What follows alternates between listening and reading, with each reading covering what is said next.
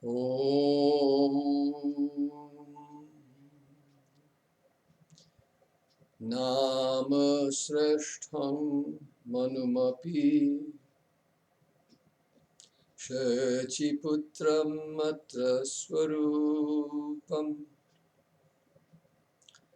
Rupam Tasyagrajam Urupurim Maturim Goshtavatim Radha Kundam Girivaram Aho Radhika Madhavasham Prapto Yasya Pratita Kripaya Sri Gurum Tam Natosmi Nindantam Pulakotkarena Vikasat Nipa Prasuna Chavim Prodhvi Kritya Bhujadvayam Hari Hari Tuchairvadantam Muhu Nrityantang Drutamasru Nirjarachayai Sinchantamurvi Stalam Gayantam Nijaparshadaih Parivritam Tangora Chandram Stumaha Alibhih paripalitak pravanitak sanandamalokitah Pratyasham sumanah falodaya vidho samudamamoditah Brindaranya bhuvi prakasha madhurah sarvātishāyi śriyā Radha madhavayoh pramodayatu mam ullasakalpadrumaha Jaya Rupa Sanatana Bhatta Raghunath Shri Jiva Gopala Bhatta Das Raghunath Echai Gosaira Kori Charana Bandhan Jaha Hoite Vighna Nash Abhishta Puran Hare Krishna Hare Krishna Krishna Krishna Hare Hare Hare Rama Rama Rama Hare Hare Jai Sri Radhe.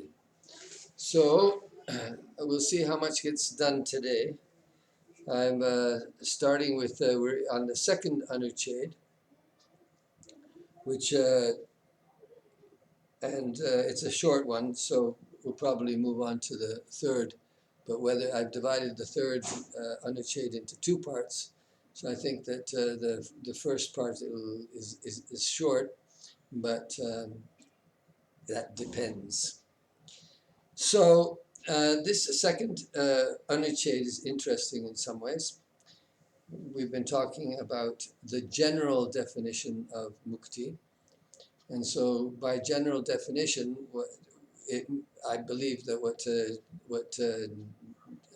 was intended by Jiva Goswami in the previous Anucheda was that it can incorporate both Brahma realization and Bhagavat realization. Both of them, the verse is sufficiently ambiguous and the definition of mukti is sufficiently broad that whether one is approaching the absolute truth from the point of view of absolute non-duality or from the point of view of, let's say, any of the systems which permit the appearance of duality in the Supreme. Let's say, just for the sake of our own sampradaya, we'll call it achintya bheda bhed. So there's other absolute, but of course it could be, what the original, what the doctrine of the original writer, author of the Bhagavatam, what he would have called his philosophical position, we don't know. But it has come. Jiva Goswami gave the name Achintya-bheda-bhed only in one place. He doesn't go around advertising it. It's mentioned in Sarva Samvadini, and as far as I can tell, nowhere else. But at any rate, the tradition has now been that we call our Sampradaya doctrine Achintya-bheda-bhed, and that's fine. It stands the test of an individual designation for our doctrine, and at the same time falls distinctly into the family of all the Vaishnava Sampradayas. But we should recall, if we had been Dvaitas in the following Madhvacharya, then there would have been no necessity for a different doctrine. So the Gaudiya Vaishnava Sampradaya, in that way, is an independent school of Vaishnava philosophy or theology. So, Anuched number 2, I'm going to give that the name, another general definition of mukti. And this is from the Bhagavatam, the 6th canto. So, tathā cānyatra. So, I got some feedback from from people who've been watching. There are some people watching. But I must congratulate you, all those of you who are watching. You're very brave. Of course, the ideal student here would be one who has done some Sanskrit, who has some Sanskrit knowledge and can follow along, but I'll try not to go too fast. I've been told by almost everyone who has ever attended any of my classes that I do go too fast, that I assume too much in my students.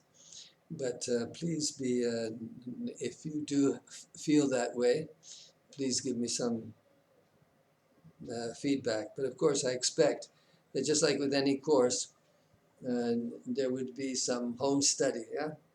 That this is not exactly your usual kind of course. It's first of all, I'm doing it, as I've said, primarily for my own benefit. I'm working on the Priti Sandarbha. And today, of course, today there were several problems which I encountered in terms of translation, how to deal with a particular passage when it's, well, actually, one of the feedbacks I got yesterday, Madan Mohan wrote and said that he appreciated what I said in yesterday's reading, that there has to be, the verse has to be presented in as pristine a fashion as possible, so that the commentary will that the purpose of the commentary becomes clear. I mean, the purpose of the commentary, the primary purpose of the commentary is not, as we would think, to elaborate on the meaning, but is rather to just simply to elucidate the meaning. That's the first thing. So quite often Sanskrit verses, because of the nature of the Sanskrit language, are a bit obscure, and they need commentaries in order to make a less proficient or a less insightful reader like myself and able to comprehend the intention of the author. So that's what Jiva Goswami is doing, and he's doing it on a high level, a higher level than most other commentators. So I would say we could reasonably say that his commentary on the Bhagavatam is unique in its in the depth of its understanding of the Bhagavatam as a whole. At any rate, as I said, this is a general definition of mukti. So by general definition, I mean that it can incorporate both sides of the question of either Brahma Sakshatkara or Bhagavat Sakshatkara. So the verse is, etāvān eva manujair yoga-naipuṇya-buddhibhiḥ svārthaḥ sarvātmanā jñeyo parātmaika-darśanam. So we have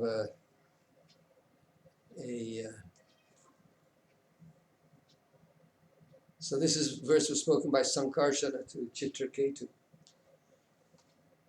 So the translation I'm giving here is: the fullest extent of personal self-interest to be attained by persons whose intelligence is expert in yoga, making use of their entire being, is to see the oneness of the self with the Supreme. So to break that down, you have etāvān eva.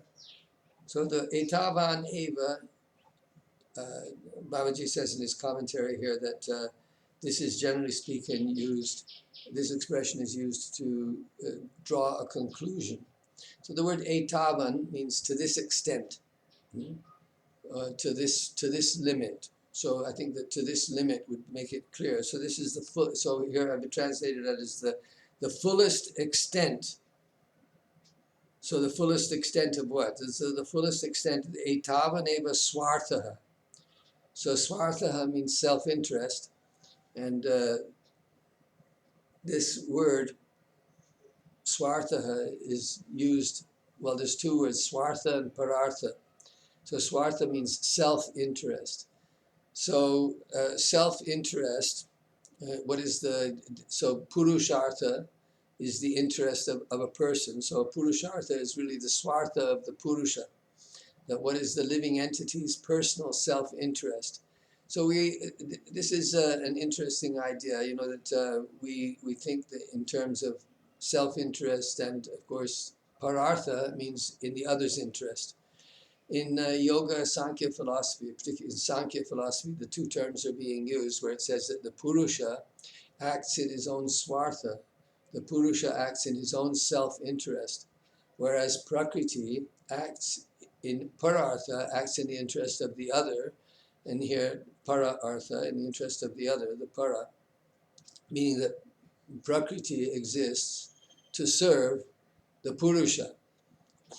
So, of course, in our Gaudiya Vaishnava doctrine, in the Bhagavad Gita, we have the famous verse that bhūmirapo nalo vayu kam mano buddhireva cha buddhir, excuse me, it says that, excuse me, that bhūmirapo nalo vayu kam mano buddhireva cha ahankara ity-ādi me binna prakritir ashtada apareyam itastvanyam prakriting vidhime param jiva bhutang mahabaho yayedam dharyate jagat. I haven't quoted that in a while. So anyway, so there's a very interesting statement that shows how the Bhagavad Gita philosophy is distinct from classical Sankhya philosophy. In classical Sankhya philosophy, there's only the individual soul and prakriti. So the individual soul, the purusha, the conscious entity, the consciousness acts on his own behalf. And, you know, this is actually a deep understanding, and that being self-centered, the consciousness is centered on itself, and therefore everything that exists around it, the prakriti that exists around us, that is actually being, is serving the interest, or serving it's feeding, let's say, the consciousness of the individual soul. We can't really escape that dynamic. So that's it. But then in the Gita it says prakriti, that apareyam, apara. Then again there's another iyam prakriti, prakritim. There's another prakriti that is different from that one, and that is the jiva soul. And that jiva soul is a prakriti, is a higher prakriti than the material energy. And but why is it a prakriti? Because it stands as prakriti in relationship to the supreme purusha, the puruṣottama. So you have a hierarchy of three: the puruṣottama, who stands in his own swarup, in his own swarup shakti, and for whom all the prakritis, whether the higher prakriti or the lower prakriti, they're all serving his interest. They're all parārtha. And the material nature stands at the bottom of the hierarchy. So that's the lower energy, or the bahiranga potency. And then the tatastha, the jiva is tatastha because he's purusha in relationship to material prakriti, but he's prakriti in relationship to the puruṣottam. So in that way he has both the characteristics of purusha and prakriti. But if we act only as purusha, then the full understanding of self-realization, the full understanding of what we are as jivas, will never be understood. That can only be understood when we understand both the characteristic as purusha and the characteristic as prakriti. So at any rate, the point here is that svārthaḥ, by saying svārthaḥ, well, in the 7th canto, Prahlād says, Nate viduk svārthaḥ gatim hi Vishnu, that the conditioned souls don't know that they're acting in terms of their own svārthaḥ, they're acting in terms of their own self-interest, but they don't understand that their own self-interest is to serve the Vishnu, to serve the supreme person, to serve God. So that is what the term used there is svārthaḥ gatihi. So that idea of gatihi, that a particular word has, or a particular concept has a movement to it. It has a particular goal. It has an immediate meaning, let's say, but then if you take it to its ultimate conclusion, then that's called its gati. So the svārthaḥ gati, the actual conclusion, if we investigate the idea of svārthaḥ, of self-purpose, or the goal of our own individual self-interest, or the personal goal that we have, the purpose of our life. What is that purpose of our life? What is the puruṣārtha? Well, that puruṣārtha is, in here he says, parātmaika-darśanam. So etāvān eva svārthaḥ. This is the extent. This is the svārthaḥ gati. This is the limit that we can take our self-interest to. So for instance, in modern economic theory, we talk about the idea of enlightened self-interest, or the idea that self-interest is the function of the capitalist system. People who are acting in their own self-interest, that by the invisible hand of the marketplace, that things will adjust automatically, and that the greater benefit of all people will be accomplished.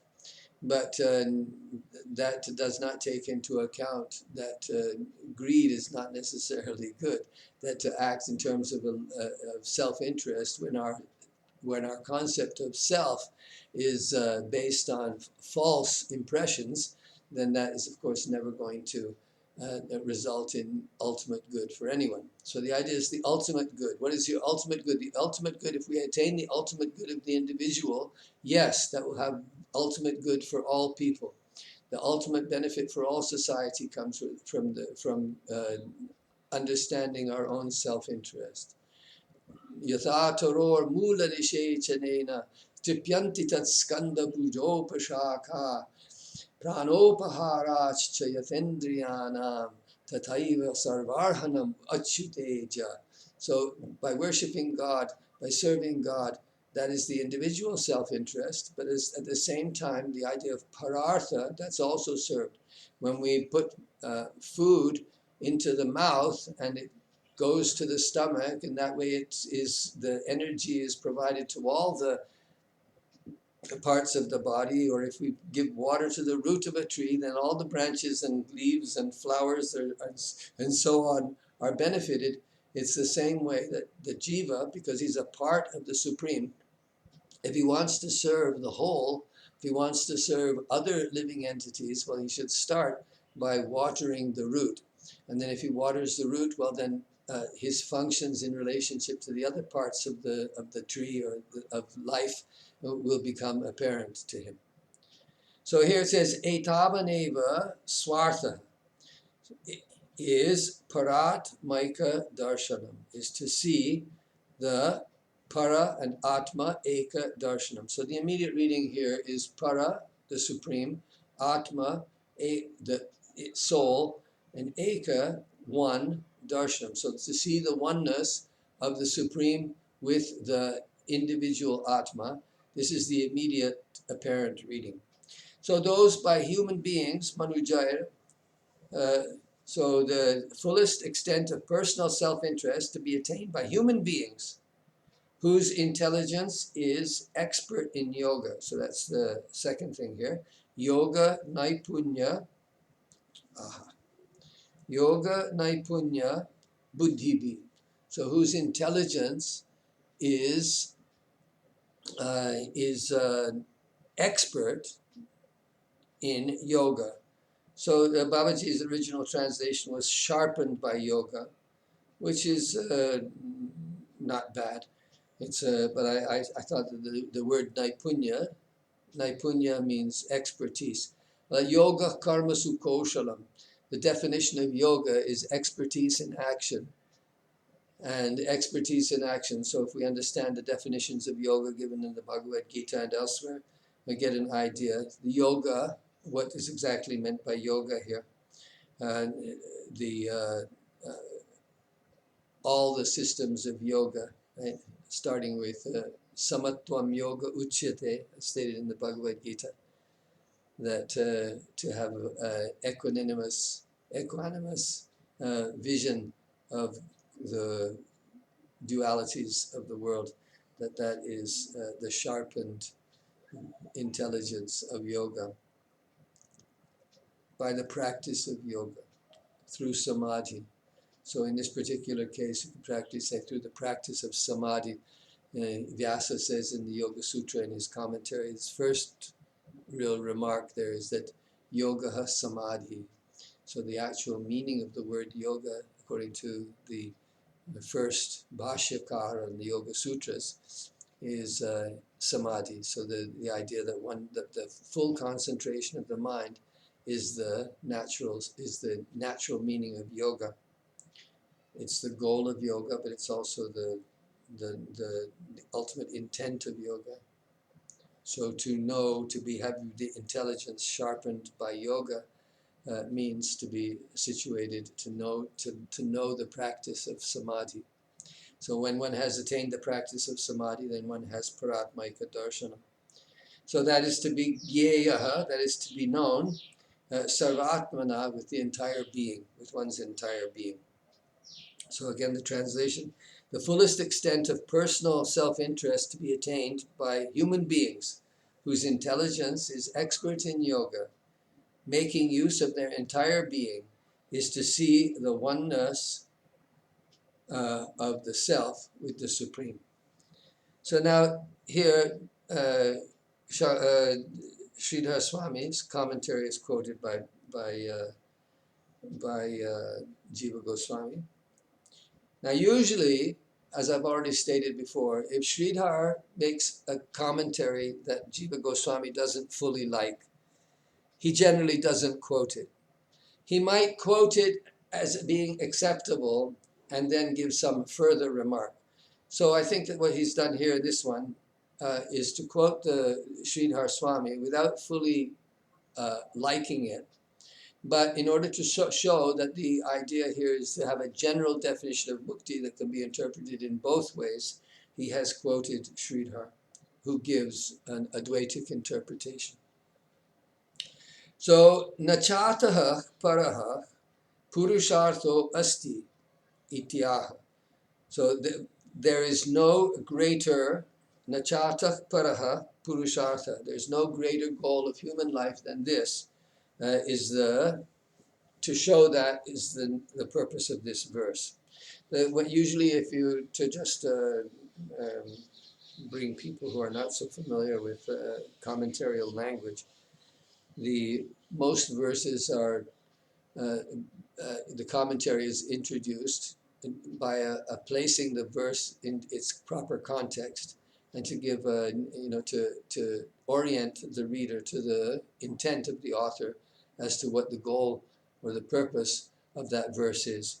So that's what Sridhar Swami is stating here is that in order to show, or in order to state that there is no greater puruṣārtha than this, he speaks this verse beginning with etāvān. So, parasyātmana ekaṁ darshanam ity-ādi etāvān eva. So, let's just read the translation there. Sridhar Swami comments, the purpose for which śrī-śaṅkarṣaṇaś speaks this verse is to state that there is no higher goal of human life than this. Its ultimate extent is only to see the oneness of the individual self and the Supreme. So, the oneness of the individual self and the Supreme, we have our interpretation of that. But if it's not spelled out, then it looks, at immediate reading, it looks like an Advaitic interpretation. And we had that in the previous one also, right? It had parātmaika-darśanam. That was stated in the previous verse also. And even though it said that kevalasya prayojanam, and that vastu advayam, all these terms were stated there that were all indicative of Brahmagyan. So that is not so surprising. Jiva Goswami explained why kaivalya ultimately meant priti, and here again he's also giving an alternative interpretation. He says that parātmaṇaḥ kevalasya darshanam ity-ādi. So he's using the word kevala again. So he had kevala. We had kevala in the previous anuched in the last section 1.7, and so he's saying paramātmana. That parātmana means paramatmanaḥ, the kevala. So the kevalasya. So again, he's taking the last line, that parātmaika-darśanam, as being kaivalya darshanam, and so the explanation from the previous commentary is carried over into this one also. So that here he says, or the meaning is to realize the immanent being, the kevala, or the unique entity, the puruṣottama. So now I read Babaji's commentary. So Babaji's commentary is, it is interesting that Sri Jiva Goswami chose this specific verse to support his conclusion about Priti, for it seems rather to support the Advaitavada view of oneness. Well, I think that, perhaps the point here was that it is still a general. It's not really. This definition is supposed to accommodate both points of view. So that's why Jiva Goswami has chosen it. He's starting the Priti Sandarbha from the very basic level. So we have Brahma and Bhagavat Sakshatkara. Those have both been accepted as valid.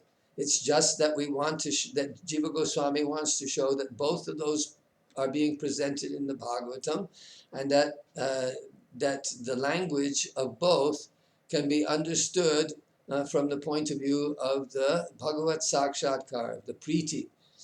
So this is why he's starting. This is the second verse, the second anucheda.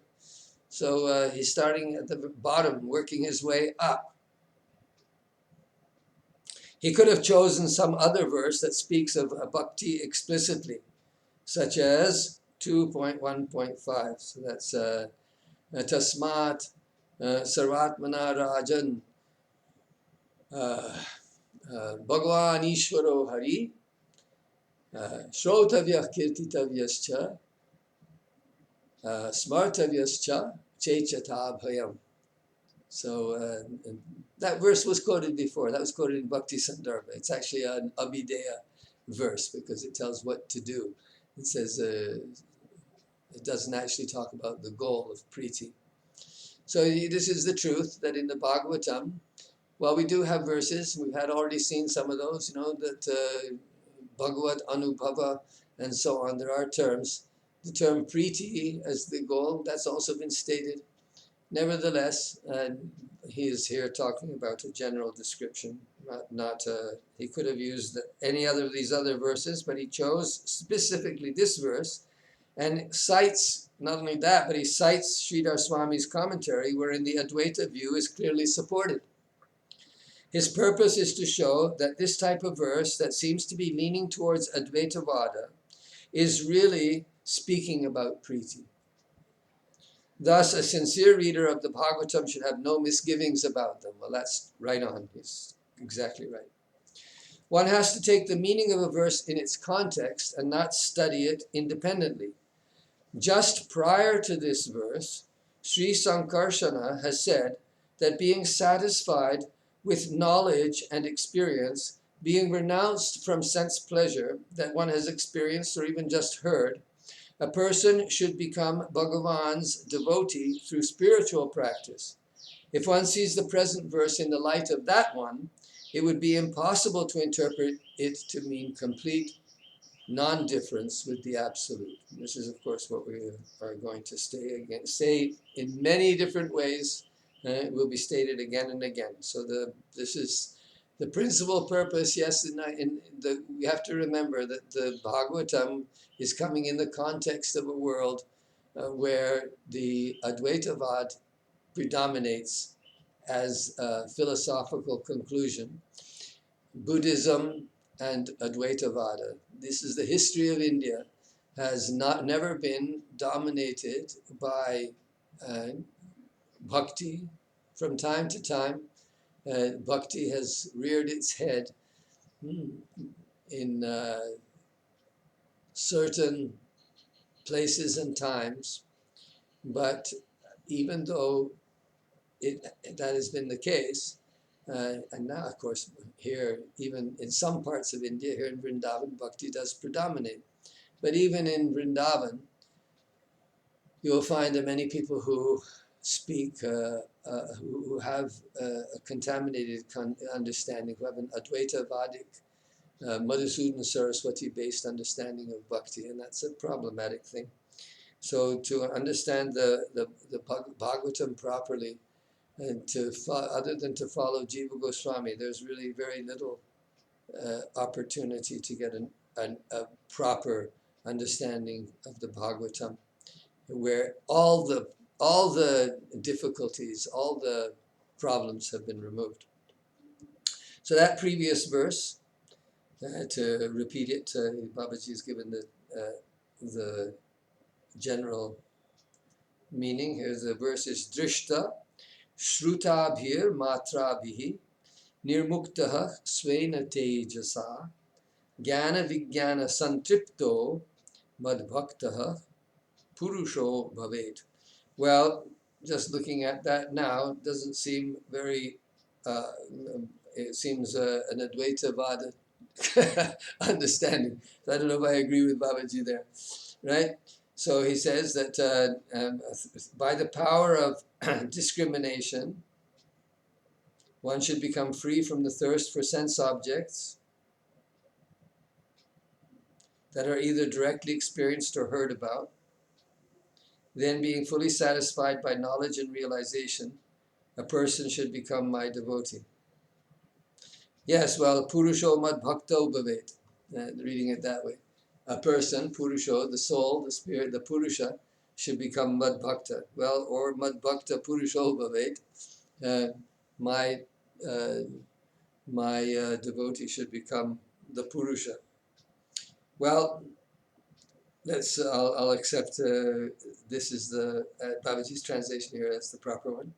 Just immediately, of course, it shows again that one who is one's predilections will reveal the interpretation. I'll read it again. Drishta shrutabhir matrabhi. So matra means the sense objects. So they can either be drishta,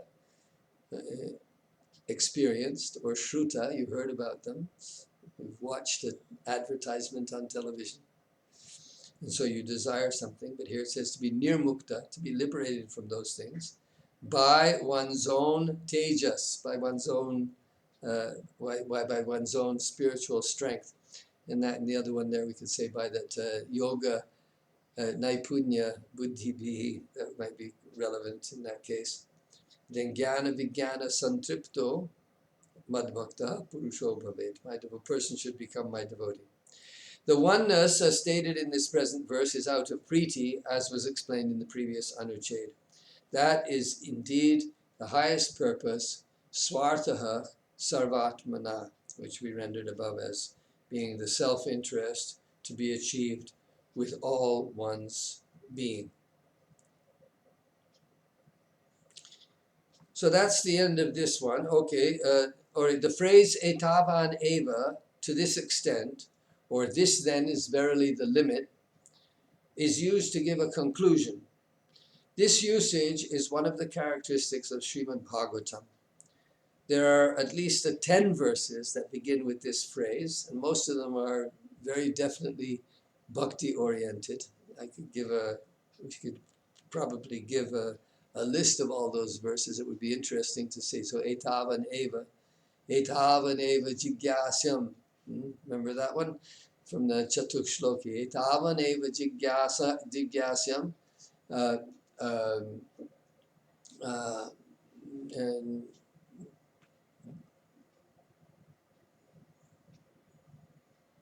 atma-jigyasunatmanaḥ anvaya vyatireka-bhyan yat syat sarvatra sarvada. So this is the extent of the inquiry that one should make until through direct and indirect means, through the process, through anvaya and vyatireka.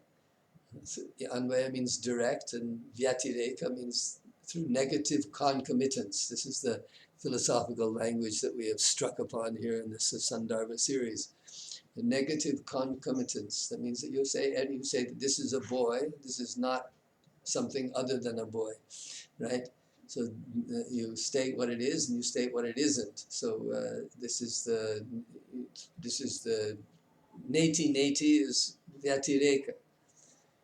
But vyatireka is usually insufficient, so you have to say anvaya. So anvaya are statements, direct statements, such as those found in the scriptures.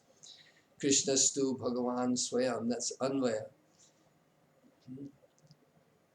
That vadanti tattva vidas tattvam yat jnanam advayam brahmeti paramatmeti bhagavaniti shabdyate, that's anvaya. And then you have vyatireka, in the first verse also, it says there, the janmadya seyato nwayad, anvaya, itaratas, so itarata is the opposite of anvaya, which means vyatireka. So those two processes, so etāvān eva, that is used in various ways. I think since he mentioned a number here, a dozen, I think I'm going to go and check that. Is etāvān is masculine, etāvān or etāvat is neuter. Feminine would be etāvati. So all those three forms would be the same. Well, that's almost, I think that we can stop here and we'll say the next verse for tomorrow. Or we could, because I was thinking that in the next Anuched, there are two parts. I divided it into two because there's immediate and graduate liberation. So I mentioned before about sadyo-mukti and krama-mukti, but actually I did it incorrectly. So my information, the information that I gave previously was actually incorrect. I said that there was jivan-mukti and utkrānta-mukti. So those two categories, sadyo-mukti and jivan-mukti, are not synonymous, but one can have sadyo-mukti in jivan-mukti or in utkrānta-mukti, and one can have krama-mukti in both those as well. And those things are going to be talked about. And there's a rather large section that is quoted. And I was thinking that we could read those. Maybe we should do that. Let's see, 20 minutes. To make it an hour, we have 20 minutes. Let's go for it. So just to read these, it's the first part here. So the 3.1 is immediate and gradual liberation.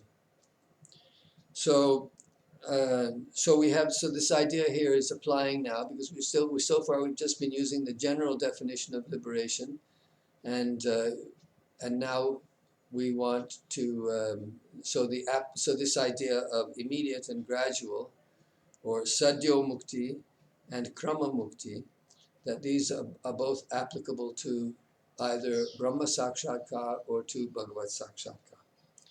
So saiṣā hi muktir utkrānta-daśāyāṁ dvidhā bhavati sadya evacha krama-rītyā cha. So the above mentioned liberation in its post-death stage, post-death, utkrānta, is of two types: immediate and gradual, sadyo-mukti, and krama-rītyā. Krama-rītyā means through the process, through the gradual process. So tatra pūrvā dvidhā sthiraṁ sukham chāsanam ity-ādi prakaranante visrijet paraṁ yataḥ ity-ādi. So the first of these two, in other words, the sadyo-mukti, is described in the second canto at the end of the topic, beginning in verse 2.215, in the statement becoming situated in the absolute one, and ending at 2.21. So becoming situated in the absolute, one gives up the body and senses. Or rather, so the first one is taking one's seat. So sthiram sukham chasanam. Well, sthiram sukham chasanam. Well, that's right away the Yoga Sutra language, because that's exactly the wording of the sutra in the Yoga Sutra that states, that defines what asanam is. So to be the goal of asana, and I've written a blog post on this about, asana siddhi, that to be able to sit sthira, unmoving, really basically is what it comes down to, because angame jayatvam is another term that's used in the Yoga Sutra. This is what this whole section in the second chapter of the second canto is very much yoga oriented.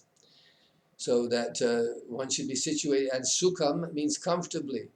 So one should sit without moving, but one should be comfortable in the sense that one is not distracted by bodily pains. That's why we do asanas. All the other asanas, whatever, 84 or 84 million, 8,400,000, as stated in Goraksha Padhati, that you have that Shiva looked at all the living beings to observe their postures, and came and said that there were 8,400,000, but he boiled it down, and finally boiled it down to 84, and then finally boiled it down to 2. And the 2 that he boiled it down to were Siddhasana and Padmasana. So those 2 are the ideal meditating postures. Sometimes we see Sukhasanam, but Sukhasanam is not very much favored.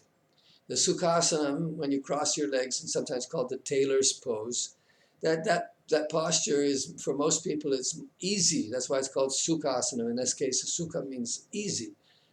But frankly, the keeping the backbone straight is the principal goal of asana in yoga, because without keeping the back straight, one doesn't have the proper flow of energies. And in this passage, we'll see that in the sadyo-mukti, that starts with sitting in a stable and comfortable posture. That, it's a yama, niyama, and asana. So asana is really the beginning of the Ashtanga yoga system. Well, we don't call Ashtanga, sometimes called the Sharanga yoga system, because yama and niyamas are taken to be previously assimilated before one actually engages in the practical aspects of yoga. So the practical aspects of yoga include an external, which is asana, pranayama, and pratyahara, and then an internal, dharana, dhyana, and samadhi aspect. So it quite correctly says, and this is also in Bhagavad Gita in the 6th chapter, that where asana is spoken of as samakaya shiro grivam, that one should keep the neck, the head, and the backbone erect or straight. Sama here, some of the words sama here would mean straight or even, equal. So to learn how to keep that body, the backbone straight, and to keep it straight for 3.5 hours, 3 hours and 36 minutes. That's the goal one should set for oneself. So why the sukhasana is not favored is because keeping the back straight in sukhasana is very difficult. And you see that 99% of the people who sit in sukhasana lean forward, and their backbone is released, and so they bend their head forward, and slowly they bend forward, and their head drops. And it's not necessarily that easy to do. It requires we do the other asanas to strengthen the back muscles and to strengthen the spine and to correct the ill-formed position of the skeleton, the skeletal frame, because the in the West everything is made for comfort, and so sitting up straight. Well, we do have chairs, wooden chairs, that have a straight back, and if one is sitting at work, one should really sit straight in that way. But in a car, or in a bus, or in a train, or in an airplane, or watching television in a comfortable sofa, and these positions all weaken the back. It's not at all surprising that most people in the Western world have back pain because they don't exercise the back muscles and the spine properly in order to be able to sit comfortably in this sukham stiram asana. So sukham stiram sukham asanam, that is those two ways, comfortable and steady. Those are the two things that we should seek in our sitting posture. Well, I think that let's see. Yeah, let's just read that the passage that's found in the Bhagavatam that he's cited here. So this is a fairly long passage, and it should be remembered here that this, again, Babaji talks about context, and it is very interesting to see that verse 14, and these are quoted early on in the Priti Sandarbha, in Anuched 27 and 28. So there also, in the Priti Sandarbha, Jiva Goswami has been taking recommendations for yoga that are found in the Bhagavatam, and is showing how those have been superseded by instructions for bhakti. So if you want to go back and look at Priti Sandarbha around 27, 28, they're also quoted in another place. But here, so that verse 14, the one that just immediately precedes these, it's worth looking at it. Yavan na jayeta paravaresmin vishveshware drashtari bhakti yoga tavat stabiyah puruṣasya rupam kriyavasane prayatah smareta. So I'm just going to read the translations that we have from before. I don't know if I'm there. I'm almost never satisfied with a translation. I work hard on one translation, and it's used in the Bhakti Sandarbha, and then again come to here, looking at it again, and thinking, well, this is not the best way to do it. But still, let's read it and see what we get. And that's why we have so many different versions, and that's why it was not possible when we were doing this to just take Prabhupada's translations and just stick them in. Because Prabhupada's translations are nearly always adjusted in accordance with the Vaishnava interpretation and are not given in their pristine state. So he reads the commentary, and the Vaishnava philosophy is read into the translation. This is why so many people don't like Prabhupada's translations. You get people who are actually vehemently opposed to stating things like Supreme Personality of the Godhead when translating Bhagavan, and so on. Or saying, let's say, for instance, talking about karma as being equal to bhakti yoga and things like this, which are typical of Prabhupada's translation of the Bhagavad Gita. They're justifiable in a certain way. I'd say that you can justify those things, but in terms of understanding how the Bhagavad Gita is contextually existing within the world in which it appeared, in the post-Buddhistic Hindu world, the in the pre-Shankarite world of Hinduism. That's the context of the Bhagavad Gita. Anyway, so the translation given here is, as long as loving devotion has not manifested towards Bhagavan of the universe. Well, doesn't say Bhagavan here, it says Vishveshvara. So that's one thing I don't particularly agree with. And I don't like to be critical of what we will end up with here in the Sandarbhas will be the best and most comprehensive translation of the Sandarbhas that has yet been done in English, or indeed in any language, I would say. But nevertheless, maybe Pran Gopal Goswami has done a good job. But even there, well, let's not quibble. But at any rate, still some things I don't quite agree with. Here it doesn't say Bhagavan, it says Vishveshvara.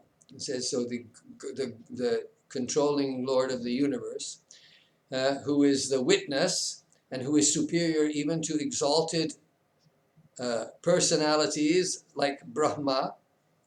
One should meditate upon the cosmic form of Bhagavan with great attention after completing one's duties. Anyway, bhakti yoga is mentioned in there. As long as loving devotion has not manifested towards Bhagavan. So that's the context there, that he's giving as an alternative to bhakti yoga. And it's also about dying, because he's talking to Maharaj Parikshit, who is about to die. So the question that was being pressed by Parikshit was, what should a person do at the time of death? Well, I'm going to just read through this translation, and we'll take up this is mukti. So in the Bhakti Sandarbha, again, 215, it was the topic comes up again, and this is in connection with Jnana Yoga. And there it was said that this is nididhyasana. So this is the nididhyasana. So the Jnana Yoga and the Jnana system and the Yoga system really are very much combined. And I would say that most Jnana Yogis nowadays are also Ashtanga Yogis, and Ashtanga Yogis are Jnana Yogis. And the two paths are just different aspects of the same thing. So here, let's go. So I'm just going to read the translation, and most of this translation is taken directly from the Gita Press edition. I didn't. So, O king, when a yogi desires to leave the world, there you go, Parikshit. He should not be concerned about auspicious time or place. Being seated in a stable and comfortable posture,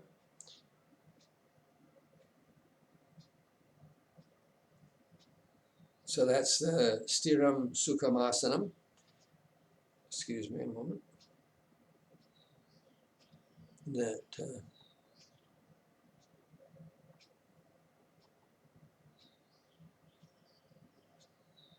Okay. Sorry, I just adjusting the screen here. So, O king, when a yogi desires to leave the world, he should not be concerned about auspicious time or place. Being seated in a stable and comfortable posture, and having regulated his vital air, pranayam,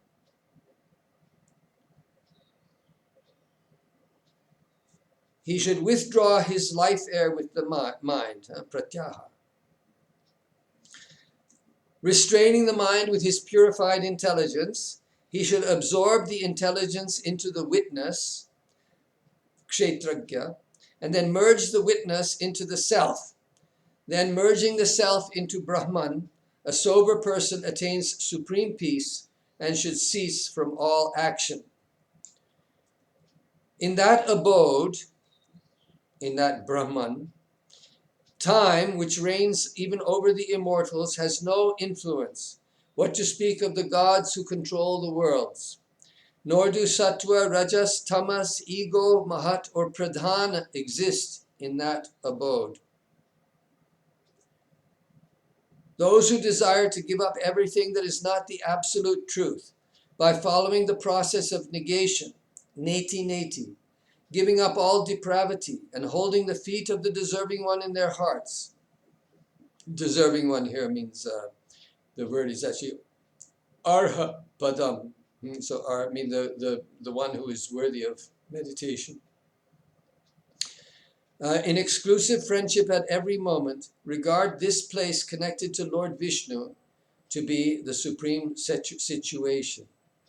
Vaishnavam param padam Vaishnavam. So that's the famous, this is a verse that's connected there. So it says that tad Vishnoh paramam padam, that's stated in the Upanishads and even in the Rig Veda in several places. The yogi whose cravings for sense gratification have been completely set at rest by force of wisdom acquired through the scriptures should drop his body or leave his body in the following manner. First of all, he should sit, pressing the anus with his heels, and then, overcoming weariness, should draw the life air upwards through the 6 loci, that is to say, the chakras. The self-disciplined yogi should draw the air located in the circle within the navel, known by the name of Manipuraka, upwards into the chakra located in the heart, the anahata. Thence, following the course of the udana air, he should take it to the circle located above the breast, vishuddha, and again with the help of the intelligence, gradually push it to the root of the palate, the top of the vishuddha chakra. Thereafter, having closed the 7 passages, eyes, ears, nose, and mouth, he should take the air from the root of, that's the Brahmari mudra. He should take the air from the root of the palate to the circle located in the middle of the eyebrows, the ajna chakra. Then if he has no desire to visit the higher worlds, so that's the difference between the krama-mukti, he should pause at the ajna chakra for about half an hour with his gaze fixed on his goal and taking the air into the sahasra chakra located in the crown of his head, attain union with God. Finally, breaking open the crown of his head, he should abandon his body and the senses. So that's the end of the section on the sadyo-mukti. So by doing this, following this process of lifting the life airs, the prana. So this is pre-Kundalini days, maybe that the word Kundalini, I don't think it appears anywhere in the Bhagavatam. But the idea of this same idea was definitely present, simply that the imagery of the Kundalini had not been used. But the idea of exiting, that the life air would exit through the skull, that this is the goal of the yogis. This is something that we find even in the Mahabharata and likely prior to that. All right, so let's stop there.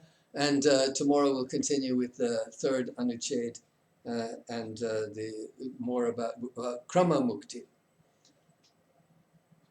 I hope you're enjoying this, and if I'm going too fast, you let me know. But you have the section that has been quoted. The sections that have been quoted will be given in the synopsis in the blog, on the blog, and you'll find the text here on the description in the video. So I have to say, it seems to be necessary for everyone to say, that you should subscribe and ask for updates. But I'm hoping that every evening we'll get one update, every evening our time here, India time. And so that will be probably morning in the Americas, and in the late afternoon or in the mid-afternoon in Europe. Jai Jai Sri Radhe, Jai Jai Sri Radhe, Jai Jai Sri Radhe. Sarve bhavantu sukhinaha, sarve santu niramayaha, sarve bhadrani pashyantu, ma kaśchid dukkha bhag bhavet. Purnam adaha purnam idam purnat purnam udachyate purnasya purnam adaya purnam evavashishyate. Om Shantihi Shantihi Shantihi. Jai Jai Sri Radhe, Jai Jai Sri Radhe, Jai Jai Sri Radhe Shyam.